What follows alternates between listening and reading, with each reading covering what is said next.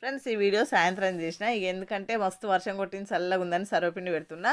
పచ్చిమిరపకాయలు మిక్సీ చేసిన, ఉల్లిగడ్డ, మిరపకాయలు, ఎల్లిపాయలు, ఇంట్లోనేమో పచ్చికల్లేమో కొత్తిమీర, నువ్వులు, జీలకర్ర అన్నీ వేసిన మంచిగా పిండి కలుపుతున్నా. ఎందుకంటే సర్వపిండి వేడి వేడిగా సర్వపిండి తింటే మస్తు అంటే మస్తు అనిపిస్తుంది చల్లగా ఉన్నప్పుడు వాతావరణం.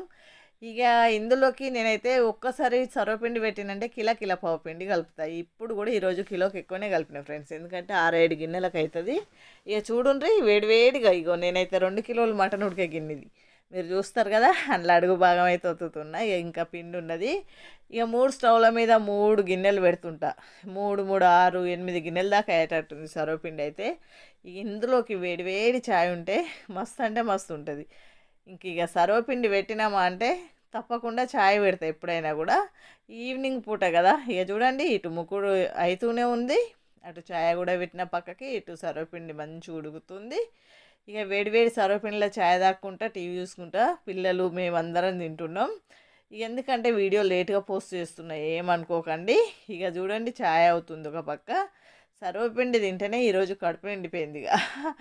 ఇక ఇప్పుడైతే 7 గిన్నెలు అనగాడ 8 గిన్నెలు అయింది. మరి మీరు సర్వపిండి ఎట్లుందో కామెంట్ బాక్స్లో కామెంట్ చేయండి. మన వీడియో నచ్చితే తప్పకుండా లైక్ ఇవ్వండి, మన ఛానల్ సబ్స్క్రైబ్ చేయండి ఫ్రెండ్స్. ఓకేనా, బాయ్.